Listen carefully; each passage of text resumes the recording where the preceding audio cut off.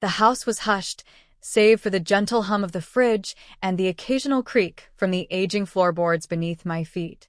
My husband had retreated upstairs hours ago, just like he always did lately, disappearing into a world of thick novels and the distraction of his headphones. Once upon a time, there had been warmth between us, a spark we nurtured. Now it felt more like a postcard from another life. Something you remember fondly, but no longer reach for. But tonight, my attention wasn't on him.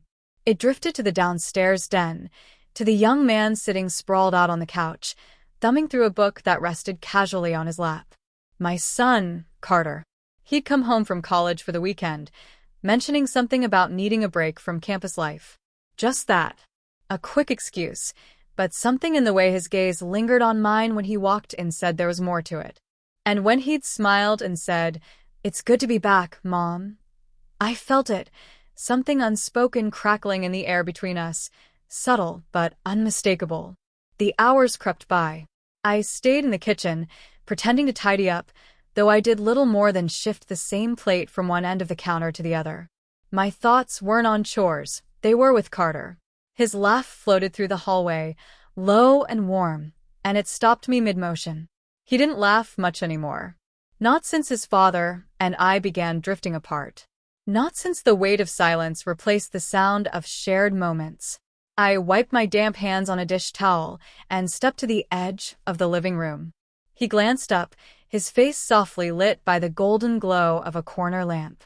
"You're still awake?" he asked, eyebrows raised. "So are you," I replied, lowering myself into the armchair across from him.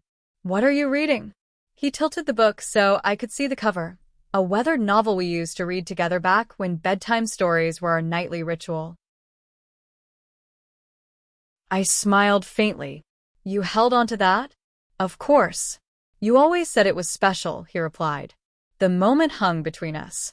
His fingers closed the book slowly, and he leaned forward, forearms on his knees, eyes locked on mine. There was something weighted in that stare, not uncomfortable but curious. As if he was trying to read between the lines of who I'd become. "You seem different," he murmured. I laughed, but it came out brittle. "Different how?" He shrugged a little, but kept his gaze steady. "Like you're carrying something heavy, but pretending you're not." His words hit somewhere deep. Carter had always seen more than most. Even as a child, he had this way of observing quietly, absorbing what others missed. It was a trait I admired and feared. "I've just been tired lately," I said, trying to mask the truth with the kind of half-smile that fools no one. But the truth was weightier than fatigue. It was the hollowness of a love grown cold, the exhaustion of holding a family together with nothing but duty and habit. "You deserve better, Mom," he said simply. I looked away, startled by how effortlessly he spoke what I'd never said aloud. He leaned back into the cushions, and for a moment, I could only feel the quiet strength of his presence, reassuring, unsettling. I stood suddenly, the closeness too much, too soon. I should get some sleep. He rose too, stepping toward me. "Mom." I paused. His hand brushed mine in passing, so brief, it could have been nothing. But the jolt it sent through me said otherwise. I couldn't meet his eyes, couldn't trust myself to. "You don't have to keep pretending everything's okay," he said, his voice barely more than a breath. And something inside me cracked. I stepped back, my heart hammering in my chest. "Carter, this is..." But my voice faltered. There was no accusation in his eyes. No pity. Just quiet knowing. And that shook me more than anything else. Without another word, I turned and fled up the stairs, closing my bedroom door behind me like it could hold back everything unraveling inside. I pressed my back to the door, trying to breathe. Tears stung the corners of my eyes. I didn't know what was happening to him, to me, to this strange new air between us. By morning, golden sunlight spilled through the blinds, soft but unrelenting. It filled the room, warming the hardwood floor, but it couldn't erase the echoes of last night. I'd barely slept. My thoughts tangled in 1,000 questions I wasn't ready to answer. When I finally made my way downstairs, Carter was already in the kitchen, sipping coffee from a mug he'd found in the cupboard. He looked up as I entered, our eyes meeting for a heartbeat that felt heavier than words. Neither of us spoke. Not at first. It wasn't exactly awkward. Just different. As though we were standing somewhere unfamiliar, waiting to see what the day would bring. "Morning," he said, voice steady, natural. Too natural. As if nothing had shifted at all. "Morning," I said, easing toward the counter to pour myself a cup of coffee. The familiarity of the act was something to cling to, my small anchor in the storm I hadn't yet named. I kept my back to Carter longer than I needed, hoping the hum of the coffee maker would drown out the noise in my chest. "You okay?" he asked after a moment. I turned slowly, his question hanging there, not quite casual, not quite invasive. Why wouldn't I be? He gave a faint smile, the kind that speaks volumes without a word. "You just seemed off last night." Understatement of the year. I took a sip, letting the sharp bitterness of the coffee jolt me awake. "I was just tired, Carter. That's all." He nodded, though the look in his eyes said he wasn't buying it. Not for a second. He was offering me space, I realized, space to keep pretending, to stuff the unspeakable into the cracks of our silence. But pretending felt heavier by the hour. The day unraveled in pieces. My husband, oblivious to the shifting tides beneath his own roof, disappeared into the garage for most of the afternoon. Meanwhile, Carter and I hovered around each other like distant planets, always circling, never colliding. Every word, every look, it was all coded in something unsaid, something neither of us had the nerve to admit. When evening came, the house dimmed with the fading August sun. I curled up on the couch with a blanket tucked around my legs, the TV flickering across the room. Carter entered a few minutes later, taking the opposite end of the couch without a word. He left a gap between us, but it didn't feel safe. It felt charged. "You used to love this movie," he said after a moment, gesturing toward the screen. "I still do," I answered quietly, though I couldn't have told you a single thing about the plot. My focus was on him, on the way he seemed to take up the space around him, as though he belonged there. We sat like that, still but restless. The silence between us was strange, almost intimate. My heart stumbled every time he shifted, as if every movement shaved down the space between us just a little more. Then, without warning, he asked, "Do you ever wonder how it all could have gone differently?" I turned to him, caught off guard. "What do you mean?" "With Dad. With us. If things hadn't unraveled." I understood. He wasn't asking about logistics. He was talking about the pieces of our lives that had fallen through the cracks. The moments that used to hold meaning, now reduced to memory. "All the time," I said, before I could stop myself. The words felt sharp, like they'd cut through more than air. "But we can't go back," I added, quieter. "No," he agreed, "but we don't have to stay stuck here either." His words hit something raw inside me. I turned toward him again, watching his face for signs of restraint, of confusion, of anything that might pull me back to reality. "Carter," his name barely made it out of my mouth. He leaned in, slow and cautious, his hand brushing mine, a whisper of contact that sent a tremble through my fingers. It was innocent technically, but it felt like standing at the edge of something I couldn't take back. "We can't," I murmured, shaking my head, though I didn't move away. "It's not right." "Why not?" he asked, his voice barely above the breath between us. "It's just us here. No one else. That doesn't make it wrong." I pulled my hand away, the weight of his words landing with a thud inside my chest. "Carter, stop." But he didn't. He leaned in closer, not physically, but emotionally, pressing with his presence, his certainty. "I see you," he said. "Not the version of you that walks around like nothing's wrong. Not the wife. Not the mom. Just you." Tears welled in my eyes. "You don't know what you're saying." "I do," he replied. When his hand reached for mine again, I didn't stop him. His fingers curled around mine, warm and steady. And still, it felt like a blaze had ignited under my skin. "You deserve to feel alive again," he said.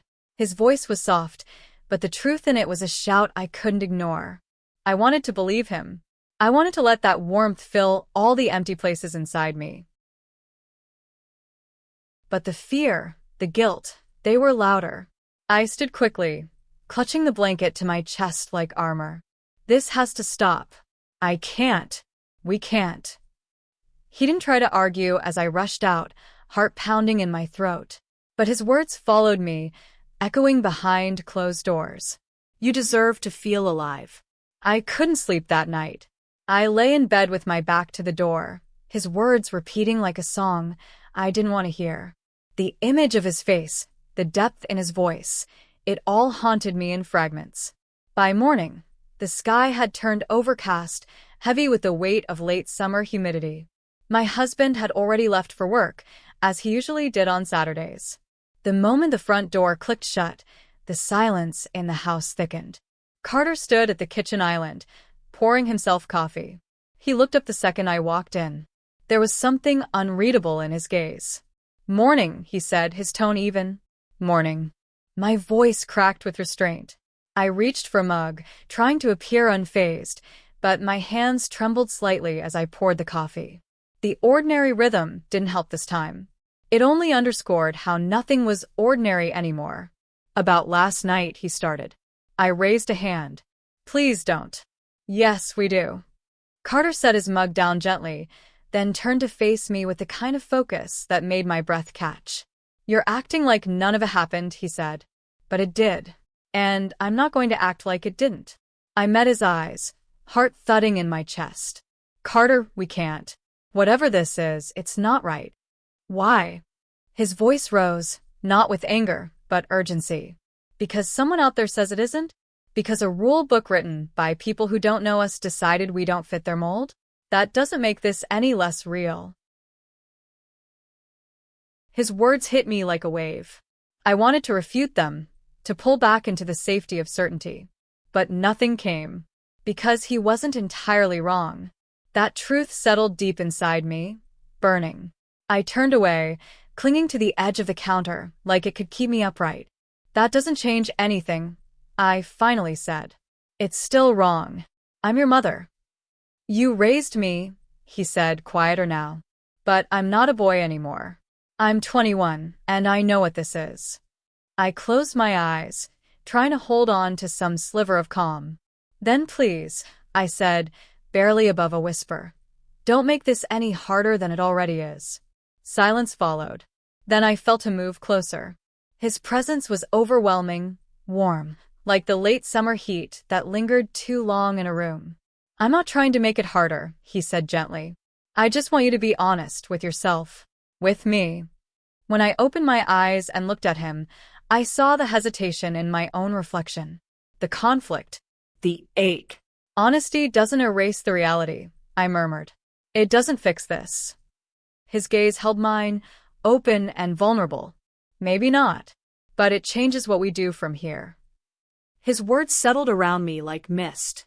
He was right, in a way I wasn't ready to admit out loud.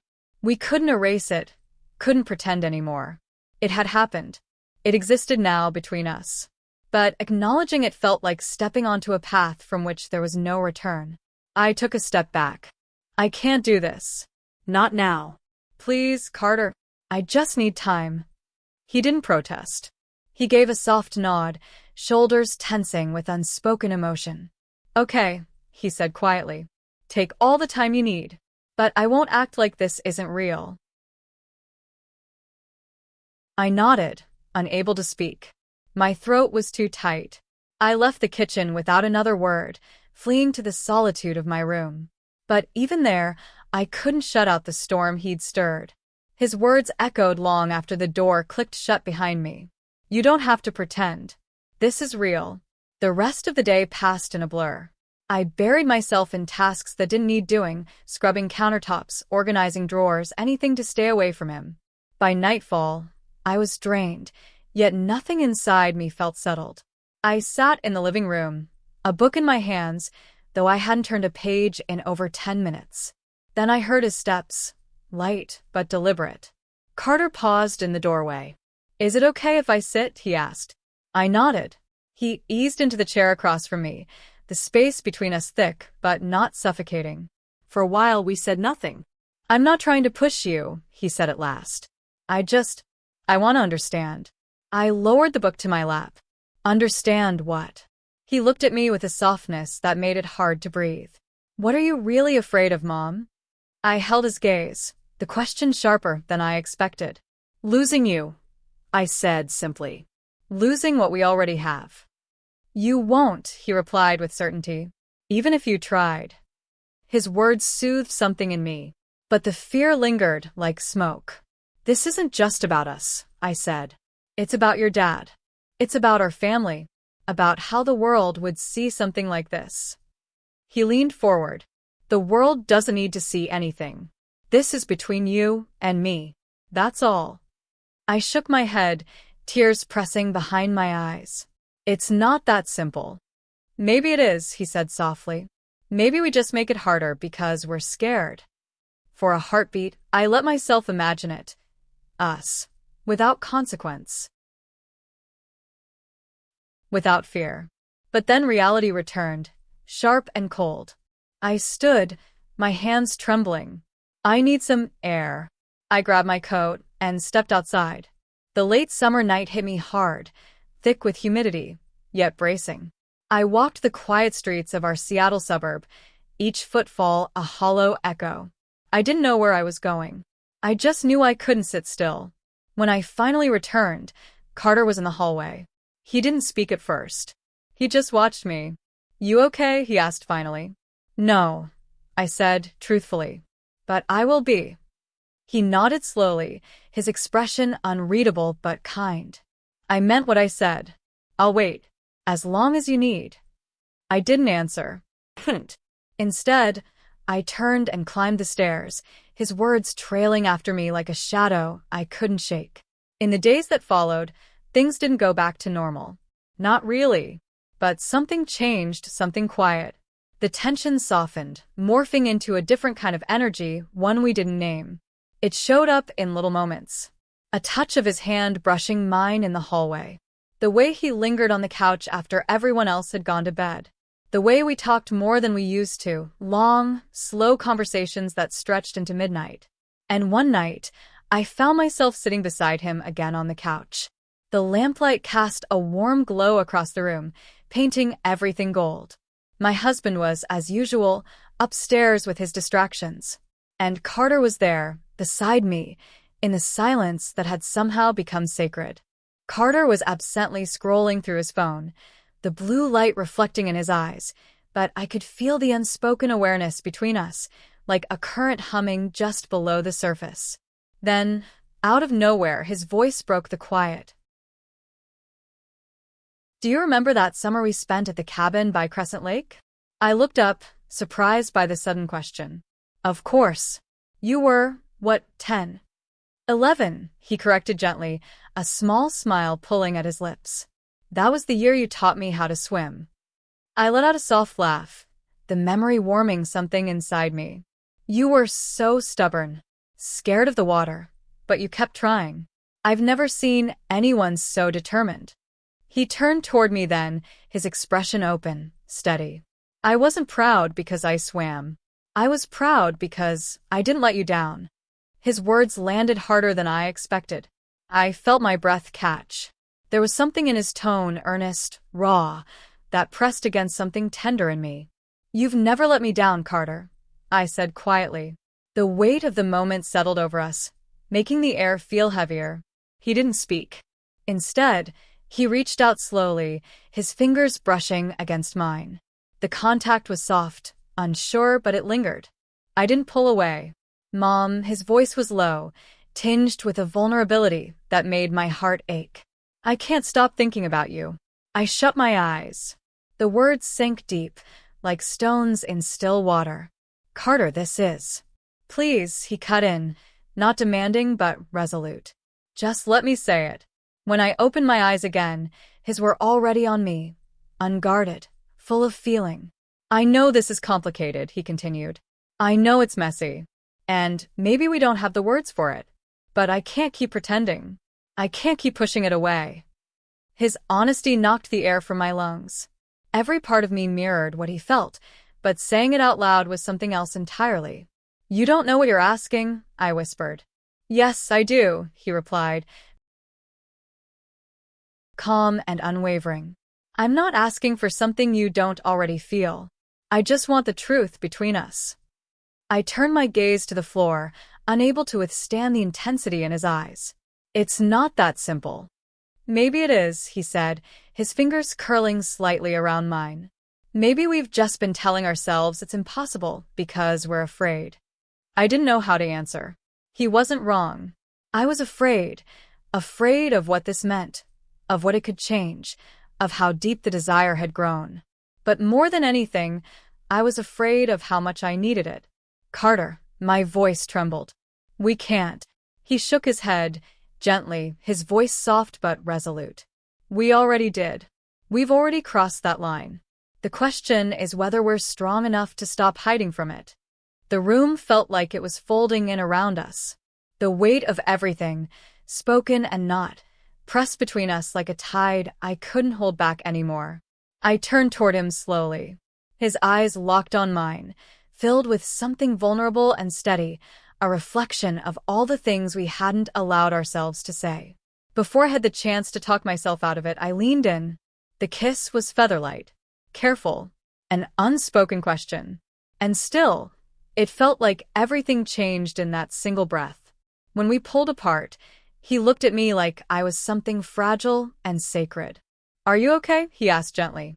I nodded, my heart pounding so hard I was sure he could hear it. "I don't know," I admitted, "but I'm not scared anymore." His smile broke slowly, uncertain but warm, and I felt it melt something inside me. Me neither. That night, we stayed together on the couch, fingers loosely intertwined. We talked, and when words failed us, we simply sat. There was no more pretending, no more dancing around the truth that had lived in the space between us for so long. By the time the old clock in the hall chimed midnight, I realized how late it had become.